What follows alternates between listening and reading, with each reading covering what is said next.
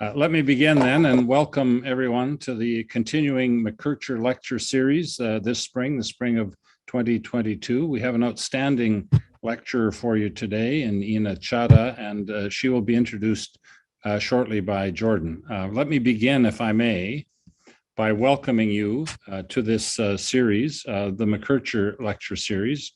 As you will know, the series itself has been in long standing, and we are fortunate to have support from the McKercher law firm that brings this series to us.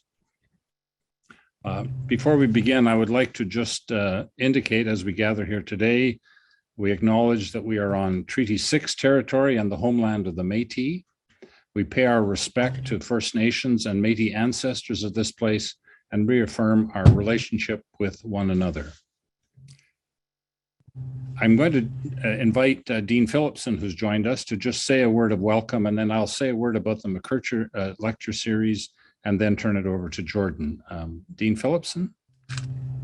And good afternoon, everyone. I'm delighted to welcome you here. I'm also particularly delighted to welcome our guest speaker, who was a classmate of mine way back in 1990. Ina is a graduate of the class of 1992, and I was a classmate of Ina, and it's a real pleasure. And it's always great to see the successes of our alumni and to have them come back and share their wisdom with us. But also on a personal level, it's really nice to see you, Ina. And I'm delighted you could come and join us today. I want to thank everybody for attending. I want to thank the McKercher Law Firm for their continued support of this series. And also I want to thank Don and Claire for dealing with the technical issues so masterfully in getting us here on time. So again, welcome, Ina. It's lovely to see you. And thanks to everybody for their attendance. And I'll hand it back to Professor Cotter. Thank you very much, Martin.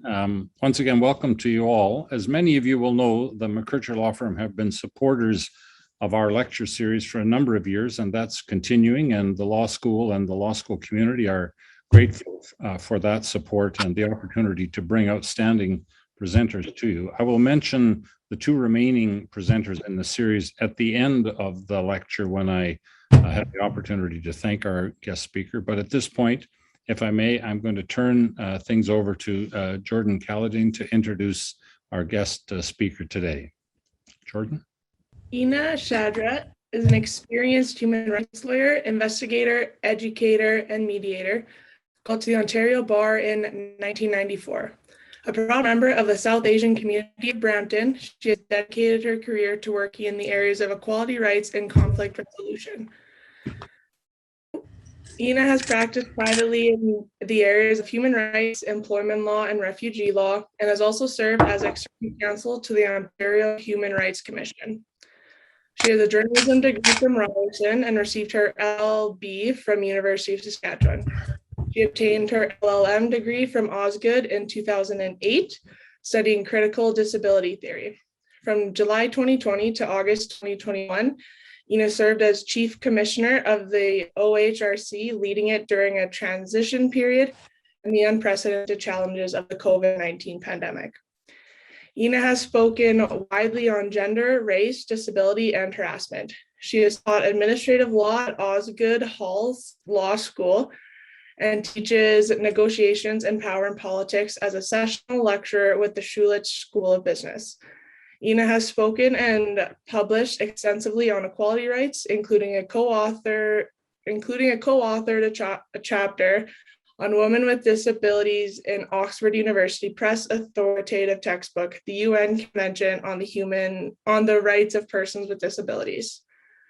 With in-depth knowledge of human rights processes and systemic discrimination, Ina's private practice has included conducting impartial investigations into complex allegations of racism, disability failure to accommodate, religious discrimination, sexual harassment, and bullying in employment and academic environments.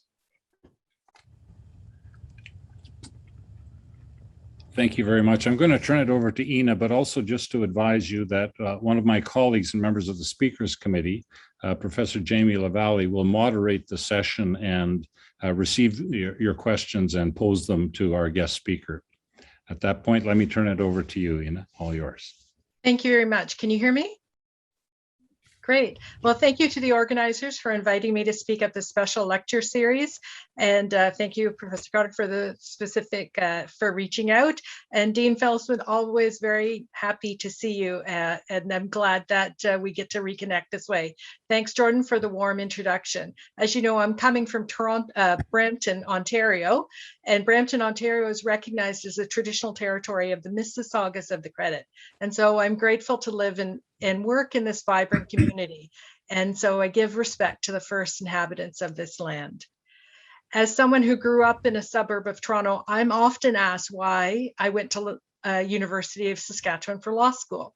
And my answer is this: I was lucky that once I decided to pursue legal studies, I knew that I wanted to practice human rights law, and I aspired to be a human rights lawyer. So I came to University of Saskatchewan because of that dream. I was interested in what at that time was called the Native Law Program and the college's strong reputation for constitutional, human rights, and labor law. And of course, its leading scholars, some of whom I was fortunate to be taught by, including at that time professors Ken Norman, Donna Greshner, Beth Bilson, Ken Cooper-Stevenson, and my first year, Prof. Norm Zlotkin, just to name a few who kindly guided me over the 3 years. In addition to gaining a solid legal education here, I learned how law could serve as an instrument of social change, and I was inspired myself to see myself as an instrument to fight injustice.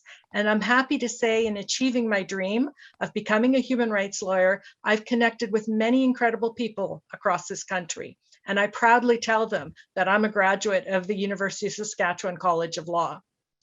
Today, I'm here to share my perspective on disability advocacy in the 25 years since a seminal decision of the Supreme Court in Eldridge versus British Columbia. I reflect on the hopeful initial progress, but I also sound an alarm of caution over what I see to be a discouraging setback in the Supreme Court's majority decision in Ward versus Quebec Human Rights Commission.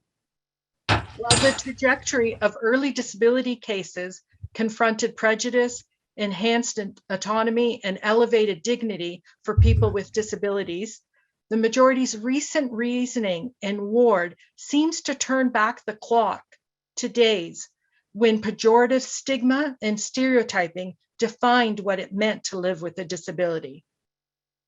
Let me start in 1982 with the enactment of the Charter of Rights and Freedoms. Canada was the first country to enshrine a constitutional equality right for people with physical and mental disabilities.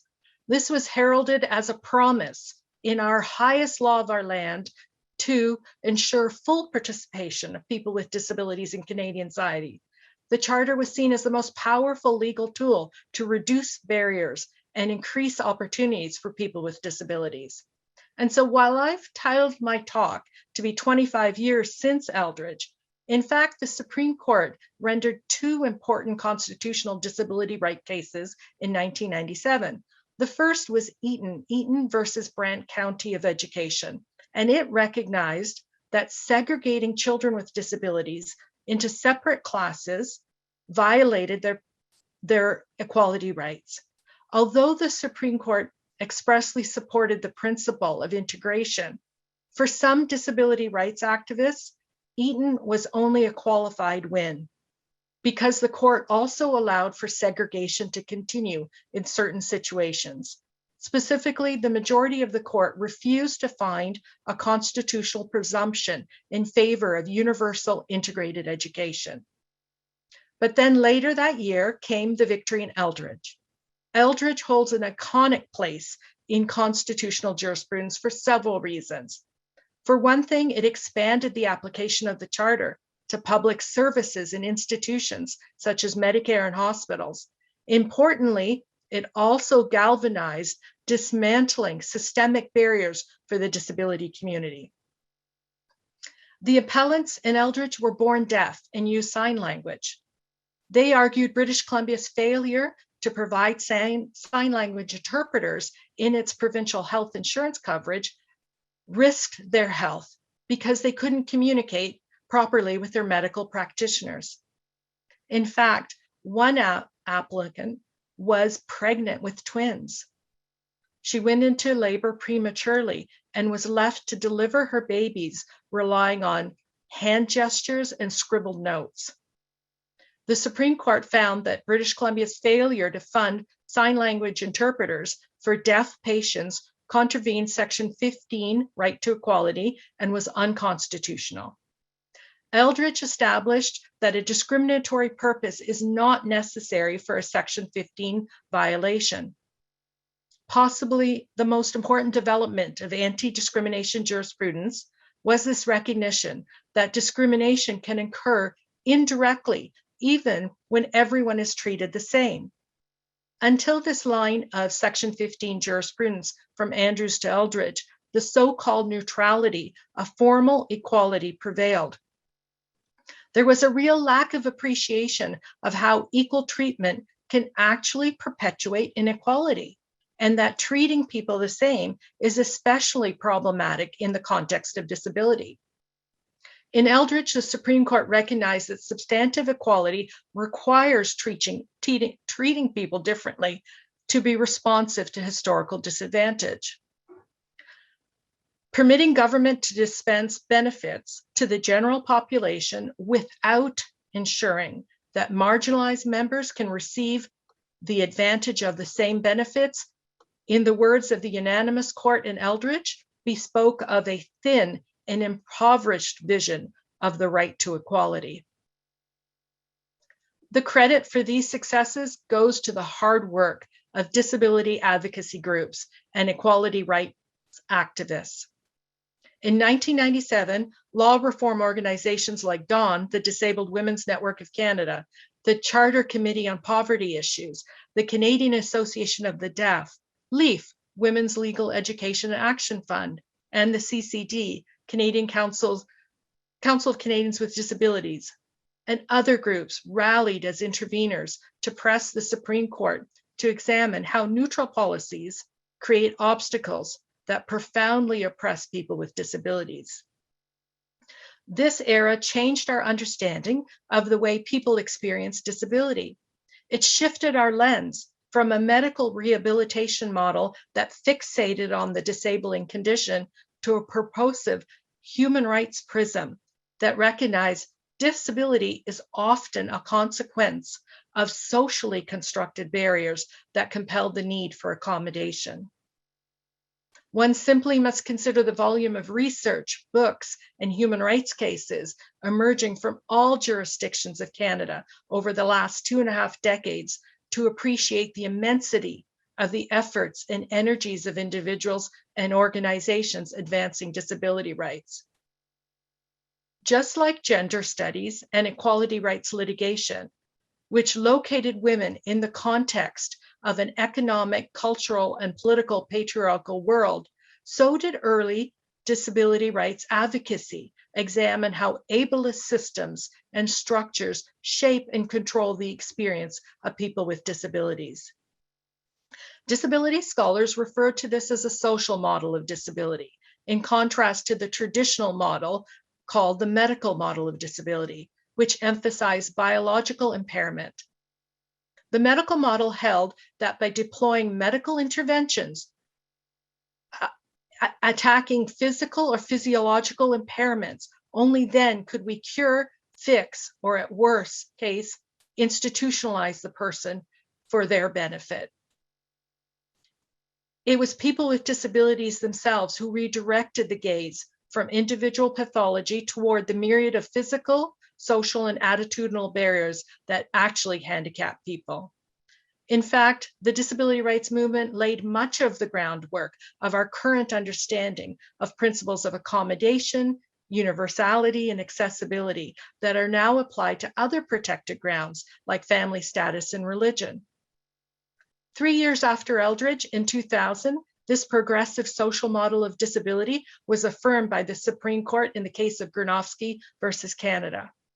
Mr. Gurnovsky challenged the Canada Pension Act for failing to recognize his episodic disability and only compensating permanent disablement.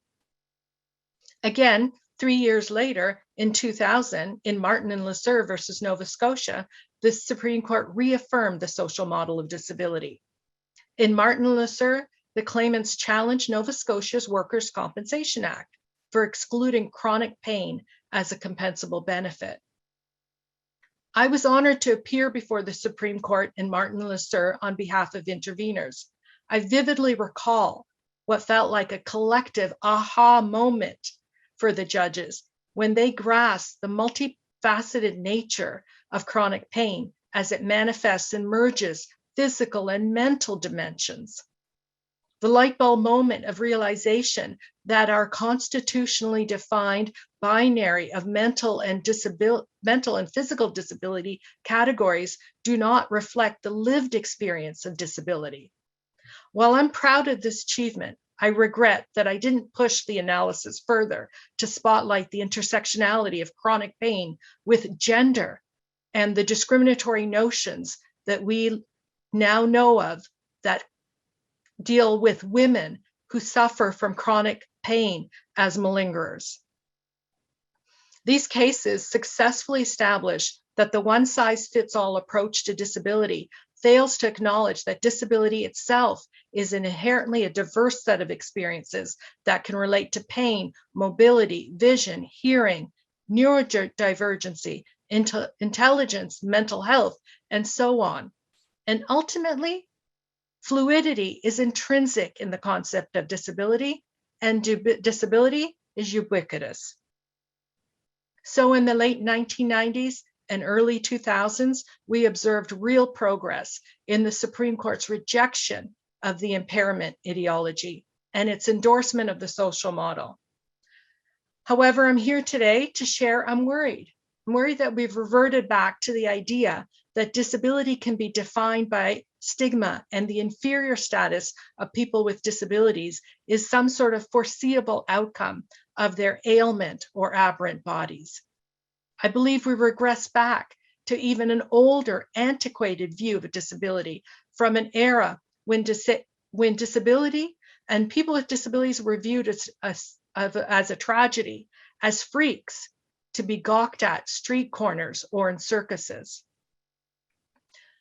Some of you may not know that when we use the term freak to mean grotesque, this originates from the 1800s when freak shows displayed so-called deformed bodies as entertainment, when we sold tickets so that the able-bodied could see an array of monstrosities and freaks of nature, as they were called then.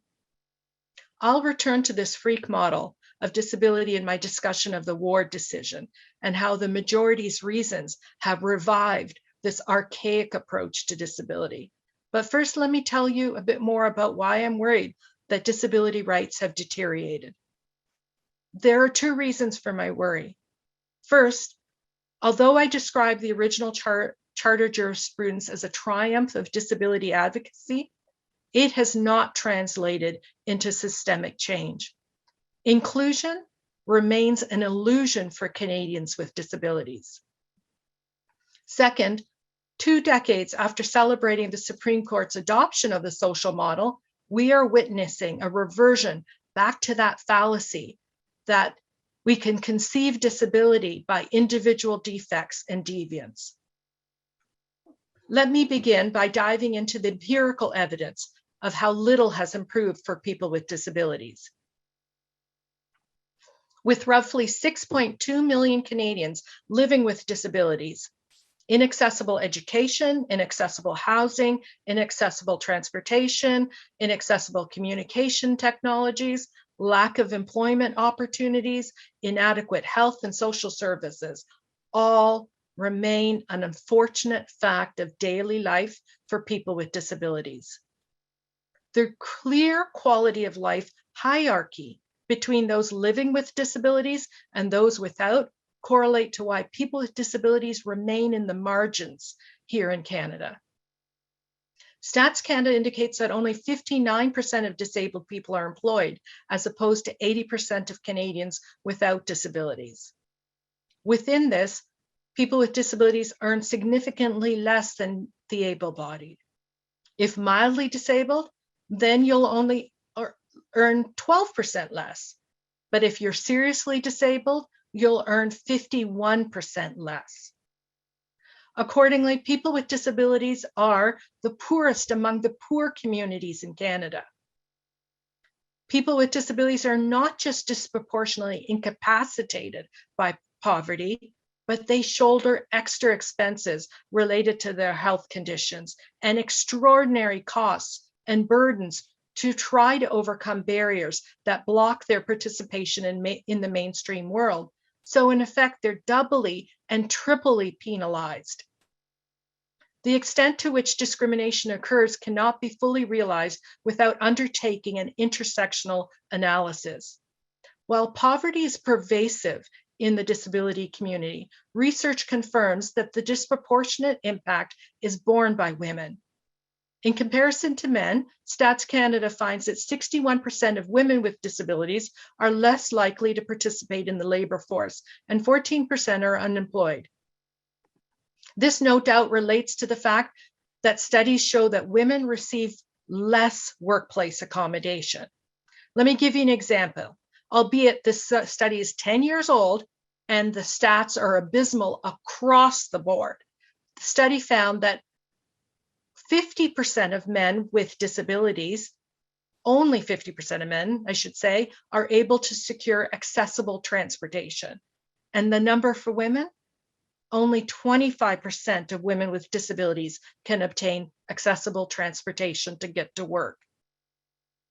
Consequently, it's no surprise that Dawn, the Disabled Women's Network, reports that 30% of women with disabilities are living in poverty, lack access to education and healthcare, including reproductive services.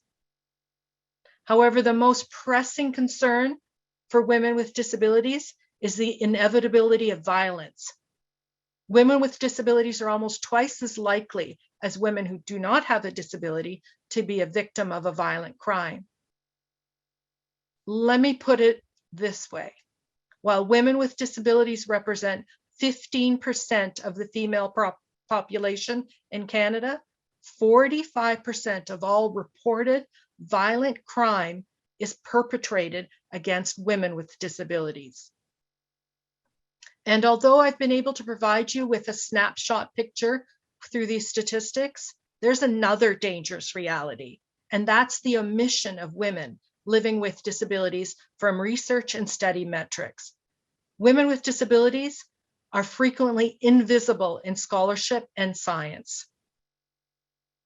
And while I can't do justice to the topic of intersectionality, I can't leave this without mentioning Indigenous people who are marginalized in Canadian society, often living in poverty and experiencing across the spectrum poor health outcomes, which are the legacy of colonialism and violence that has shaped their experience. But for people who are Indigenous living with disabilities, this is compounded. And we know that there's a pressing need to understand the Indigenous experience of disability. But as Joyce Etchewin's tragic death exposed, there's an urgent need to confront the ugly face of racism in healthcare. And as signaled by the title of my talk, The Inclusion and Dignity Fallacy, these deep and real life disparities prove that inclusivity and acceptance by Canadian society is empty rhetoric for people with disabilities. Despite 25 years since Eldridge's pronouncement on meaningful access to healthcare, COVID-19 quickly revealed how medical facilities and services remain inaccessible to people with disabilities. Not only was the disabled community overlooked and under-resourced during the pandemic, but their very existence was explicitly devalued. In Ontario, during the pandemic's first 3 waves, we saw a draft triage protocol circulating, which directed how intensive care beds would be allocated in the pandemic surge. The draft protocols laid out that what would happen if doctors were forced to decide who would get critical care, and they contained blatantly discriminatory factors against people with disabilities for making such life and death decisions. And so here's the crux of my concern. Overlaid with the appalling statistics and in the Delta-driven 4th wave of the pandemic, we saw a majority of the members of our esteemed highest court render a decision that was desensitized to open cruelty toward a disabled child. In the recent Ward decision, the majority of the Supreme Court held that a comedian's freedom of expression allowed him to publicly, repeatedly ridicule a disabled boy who at the time was between the ages of 10 and 13. I have trouble discussing this case without coming across as emotional, so I'm going to ask you to please bear with me. This case involves a professional comedian, Mike Ward, who disparaged Jeremy Gabriel. Jeremy lives with a skull, ear, and facial so-called abnormalities, and he had a hearing disability. After Jeremy had surgery for his hearing disability, he became passionate about singing, and he became well known as Le Petit Jeremy, performing for the Pope and singing at hockey games. Comedian Ward had a popular stand-up show where he mocked prominent Quebecers, including Jeremy. And I won't repeat the offensive jokes here, but suffice to say, Ward demeaned Jeremy's disability as an effing ugly and many other awful descriptors, including suggesting Jeremy would be better off dead by drowning. Jeremy's parents filed a human rights complaint, which went to the Quebec Human Rights Tribunal. Ward argued his jokes were protected by freedom of expression. The tribunal found on behalf of Jeremy that his right to dignity was violated and that he had experienced disability discrimination. The tribunal held Ward's comments exceeded the limit of what reasonable people can tolerate under freedom of expression. The Quebec Court of Appeal dismissed Ward's appeal. Ward again appealed to the Supreme Court, leading to a 5-4 split. The majority of the Supreme Court found the tribunal didn't have jurisdiction to proceed with the case because in the majority's mind, this was not discrimination. This wasn't a discrimination case, but a defamation claim. Chief Justice Wagner and Justice Cote wrote for the majority, and they said since Jeremy was the target of Ward's jokes because of his fame, it wasn't disability discrimination. Even when applying a discrimination analysis, the majority said a reasonable person wouldn't view Ward's comments about Jeremy as inciting detest or vilifying Jeremy's humility. While the majority recognized making fun of a person's physical characteristics is repugnant, the majority didn't accept that Ward's comments resulted in discriminatory treatment and instead concluded, and these are in the majority's words, that Ward rightly or wrongly exploited a feeling of discomfort to entertain. The dissent was written by Justice Rosalie Abella and Nicholas Cassierer. Sorry if I'm pronouncing that wrong. They concluded that Jeremy was targeted and that the target was because of Jeremy's fame was inextricably linked to his disability. The dissent recognized the reality of the harm experienced by Jeremy. Jeremy had given evidence at the tribunal level that he was painfully ostracized by his peers, and he even experienced suicidal thoughts. The dissent found that Ward's comments were humiliating and dehumanizing and a form of willful emotional abuse of a disabled child. Citing Eldridge, the dissent stated Ward's jokes about drowning Jeremy drew on pernicious stereotypes about people with disabilities as disposable. I submit the dissent's arguments have the most cogent resonance to human rights principles of dignity and substantive equality. At its core, an equality analysis is the examination of power. Those who hold less power are usually the ones who are targets of exploitation. By taking account of bullying, stigma, and public humiliation, the dissent's reasons were attuned to the power imbalance that produced devastating harm to Jeremy. While I wholeheartedly agree with the dissent, to some extent, I think even the dissent neglected to elucidate the long-standing subjugation of disability the disability community, being labeled as freaks, deviants, and deformed. This was a missed opportunity to apply an analysis that could have significantly contributed to disability rights by putting under the microscope the malignant elements of the medical and freak models of disability, which, if we really drill down, we see the roots of these models are founded on racism, misogyny, eugenics, and neo-capitalism. With respect to the majority, I submit there were grave omissions, and the majority reinforced and replicated systemic discrimination. While they recognized that Ward's comments preyed on Jeremy's physical characteristics, the majority failed to contextualize the case in the reality of a lived disabled experience. The majority ignored historical prejudice against people like Jeremy who are perceived as deformed. The majority glossed over Jeremy's acute vulnerability as a child with a visible disability.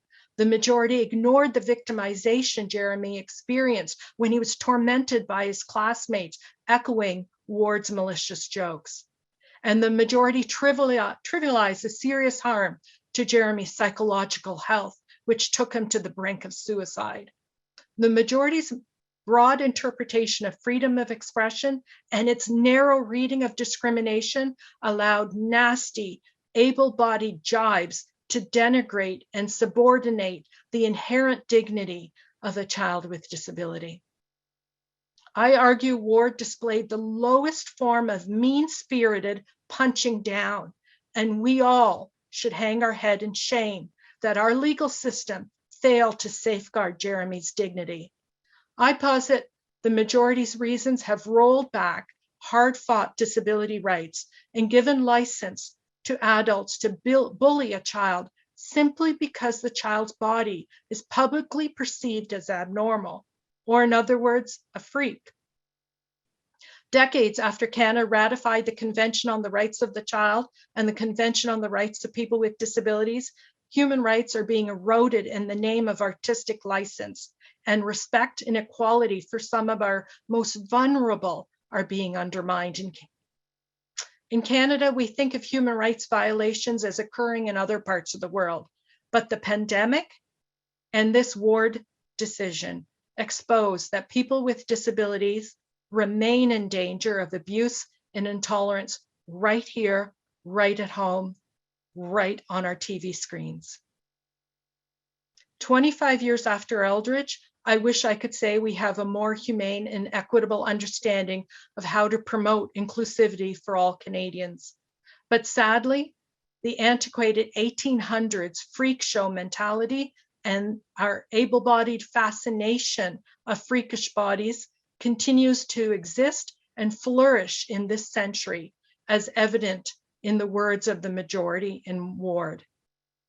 From circuses and carnivals, and now, as we see in Ward on comedy shows, exploiting and ridiculing disabled people based on their physical differences is acceptable because it's simply part of mainstream humor and entertainment.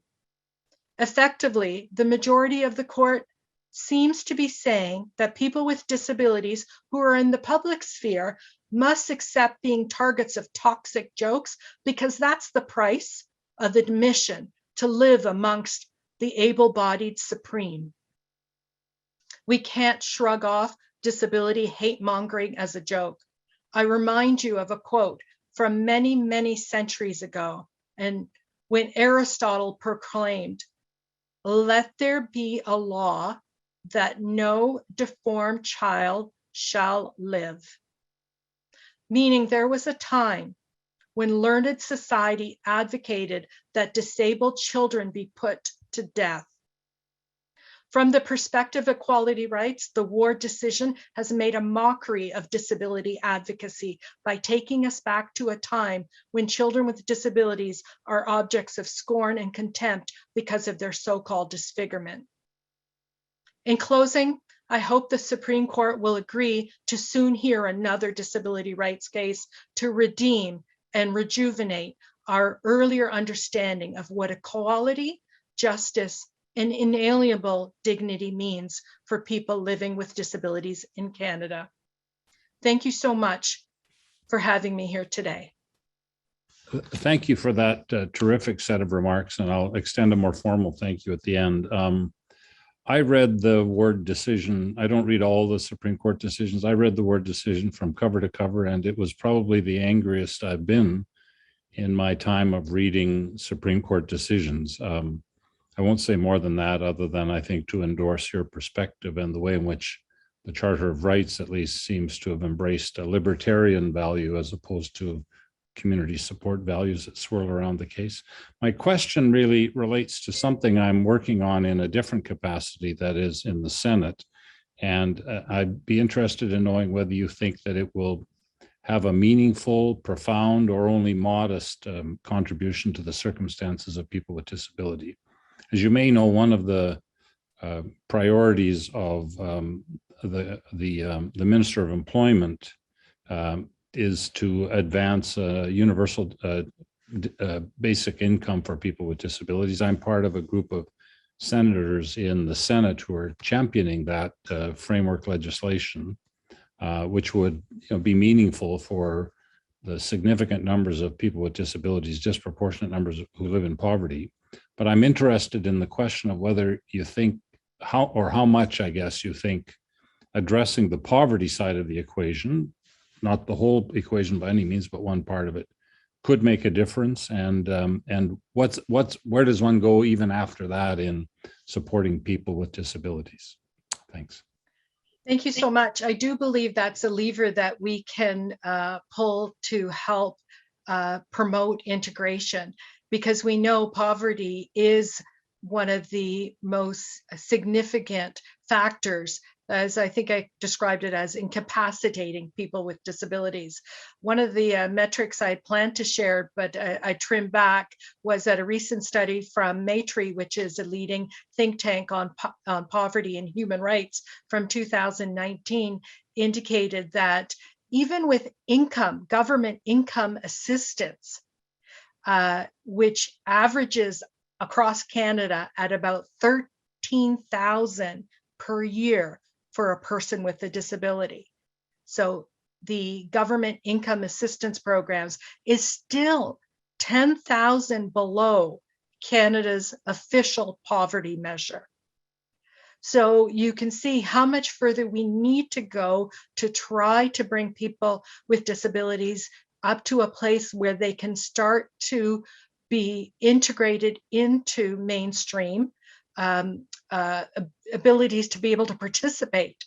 And so I agree, a sufficient level of fixed income is one step, but as it also recognizing those many other extraordinary costs and burdens that are involved. For example, with respect to specialized transportation, specialized technologies. So if we're going to do it, a basic income isn't just the way. It has to be a multi-pronged approach that looks at the person holistically and the different ways that we are involved in our world, in our community, and targeting all of those different things, from transportation to technologies to education, as well as income support. Okay, thank you. Thank you. Brent, does that answer your question? Yeah, I have many more, but I don't want to be the only Okay. asker. I'll shut up for now. Well, we also have another person who's actually able to unmute as well that has a question. Dean Phillipson. Hi, question for you. Thank you for the presentation. Are there any examples of sort of international best practice? Are there any places that Canada can look to for guidance from how to do a better job of this? Or is this sort of a more international problem? Or are there places that seem to be able to do this better, and what could we learn from them? Thanks, Martin. I wish I was more of an international scholar. My study's been focused in domestically. I do think this. We know that this is a global problem, and particularly where there are developing nations. I think Australia has made some headway in this area, and some of the Scandinavian and European countries. I think it goes back to things like I just talked about with Professor Cotter about recognizing the everyday lived experience. So having accessible transportation as opposed to having it as an exception, as something that's considered special, but having accessible transportation as your norm promotes integration and the ability of people with a disabled community to be there, part of our part of the workforce. So I think just there are some examples of how countries infrastructure, architecture just were created with an understanding of the diversity of bodies. If I can just follow up there, we've seen in Canada in relation to, for example, the funding of Indigenous social services that the federal government has repeatedly ignored, court order after court order, and eventually has arrived at political settlement. Are we going down a similar path here? And, or is that what's going to have to happen? I wish we could rally the disability community to come together with that. But I think part of the issue there is the disability community is so diverse, and there are significant, competing interests. So I don't know if we'll ever have a critical mass along that line, but I'd be happy to participate if I could. I do think that with the progress we've made, as I've mentioned, has really come from test case litigation. And so that may be the lever that we have to keep going back to. It's Brent here. There's a dimension of that is also a challenge, and maybe the highlight of the value of at least a national victory on a test case. And that is that so much of this, as you will know best from your own work in human rights and with the commission, is in provincial jurisdiction. And it feels as though progress might be made, but it is sort of piecemeal because it might be somewhere that Ontario has gotten or somewhere that British Columbia has gotten. Can you comment on that and the jurisdictional challenges to a successful national achievement here? Well, we know that's the perennial problem of our Canadian federated states, right? Because education, healthcare, social services, often provincial, and then the funding coming from the federal government. This conversation reminded me of a case that I think might be another tipping point moment for disability rights. And I'm not sure where it's at, but coming out of Nova Scotia, there was a disability rights coalition. So going back to what Martin said, like, are we having a critical mass of people coming together to advance and push the government? In Nova Scotia, there was a coalition that came together to challenge how the province dealt with community funding and institutionalization. And what the case found was that essentially the province was warehousing people with disabilities, meaning institutionalizing them unnecessarily, simply because there wasn't the infrastructure and the proper supports to integrate them into the community. So individuals who could thrive, who needed to be in the community, were institutionalized for years and decades. And one of the appellants in that case was a woman who was taken into an institutional setting on a short-term basis. But I think she ended up being there for something like, sorry, I can't remember the number of years now, but something along the lines of 7 years, where in the institution she's isolated, subjected to physical assault, which we know is a chronic problem in institutional settings. And she, in fact, died in the institutional setting and never was integrated into the community. Now, that case, I think, has gone from tribunal level up to Court of Appeal. And I was trying to figure out, and be happy if somebody could tell me if the Supreme Court is granting leave to that in that case, and that was the Disability Rights Coalition versus Nova Scotia. And I signed a letter, about a month ago, urging the government of Nova Scotia to abandon the appeal and actually implement the decision of the Court of Appeal. But I don't know specifically whether the leave application has been decided upon. Others may know, maybe Professor Surtees, this is a sometime area of expertise of his. Have you followed that case, Doug? If you're on there? I haven't, no. I'm sorry to say I haven't followed it. So, but like you, I hope that the government does abandon the appeal, but I don't know.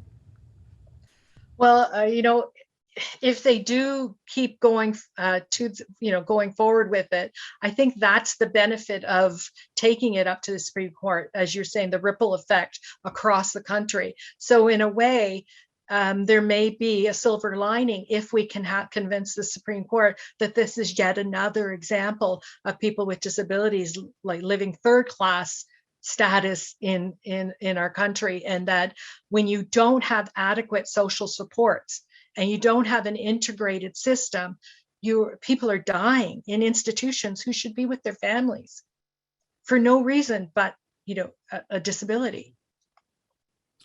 It seems to me, could I ask you to comment on this? It seems to me on the question of the vulnerabilities of people with disabilities. They so many, particularly driven by poverty and living circumstances, start kind of behind the norm, but their circumstances and their disabilities, in order to achieve a degree of substantive equality, need to get sort of past the norm in the levels of support.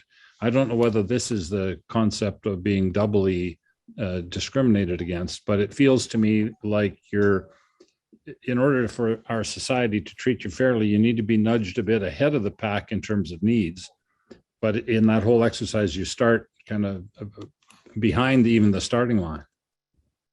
Right. I'm not sure if I'm understanding your comment, your question, but what did bring to mind when you were saying is, and it applies with respect to many protected communities, and in part, and especially women and racialized communities. I know the research has studied this and found that they have to outperform, right? People of color have to outperform, women have to outperform simply to receive the same benefits as able-bodied and men. I'm not sure if that's what you were getting at. I think so, yeah, thanks. It might interest people to know that today the Ontario Human Rights Commission released a groundbreaking report on what's entitled The Right to Read for people with disabilities. We know that children with disabilities, reading is critical, and we've defined it as a right to read. So that I was explaining to Claire that that's a big competition for attention today out there. And I encourage people to look at the OHRC report on the right to read. OHRC. Okay, and then you said people could reach out to you. Did you have, like, just does Google search you and we'll be fine, or Yeah. did you want me to? Do you have? You can Google search me. Yeah, you can have. Yeah, welcome anyway. Okay, I just wanted to make sure. Oh, and Norman says hi. So Slotkin. So that's one of the other things. We've got people thanking you for joining us. But you had mentioned Professor Zlotkin, and just in case you're not monitoring the chat, because that is my responsibility. Professor Zlotkin was thanking you as well. So I will move it over to Professor Zlotkin. Warm regards. Yep, and I will now move it over to Brent to close up. And again, thank you. Thanks, Jamie. I have a particularly enthusiastic interest in the topic, and I very much appreciated the presentation, Ms. Chadha. I think I speak for all of us that it was informative, insightful, emotional, powerful, and honorable, I think, and a reminder through you the potential of careers in human rights law. the account of your early history and legal studies and the connections and benefit that the College of Law provided to you is, I think it makes us all feel good and positive. And there's a phrase that we are all basking in the glory of your achievements. And I wanted to say thanks for that. And also the meaningful remarks that you brought to this topic today. I want to extend as well, thanks, if I may, again, to the McKercher law firm. So much of this insight would not otherwise be available but for their support. And I want to extend the thanks to them. And if I may just take a moment to remind our audience and others, firstly, that Ms. Chadha's remarks will be captured and posted online. So if you want to watch them again, or you know people who will be interested in this topic, they'll be accessible through our website. And we are going to be having 2 further speakers this term. And I'll just mention, firstly, the Gertler lecturer in March will be Justice Nicholas Cassierer, and interestingly enough, referenced in Ina's remarks today. Justice Cassierer is the newest member of the Supreme Court of Canada, a personal friend of Dean Phillipson and mine, and I'm a big admirer and was happy to see his efforts to champion the young disabled boy in Quebec in the minority in the Ward case. And also we will be having in March as our law review lecturer, Minister Lametti, the Minister of Justice and Attorney General for Canada. He's been kind enough to set aside time to speak to us in the law review field. And again, a former academic and a much admired guy, and a friend and acquaintance of Dean Phillipson and myself, and we're very happy that he will join us. This is a delightful series of presentations, I think, embracing and building upon Ina's remarks today. I think that will bring us to the end of the session. I wanted to thank all of you for joining us. I want to thank Jamie for moderating the session. I thought it was a delightful introduction by Jordan. I hope you enjoyed that, Ina. I thought it was a very thoughtful one. And to all of you for joining us, and we will see you again in a few weeks for the remainder of the lecture series this term. Thanks very much and have a great day. All the best.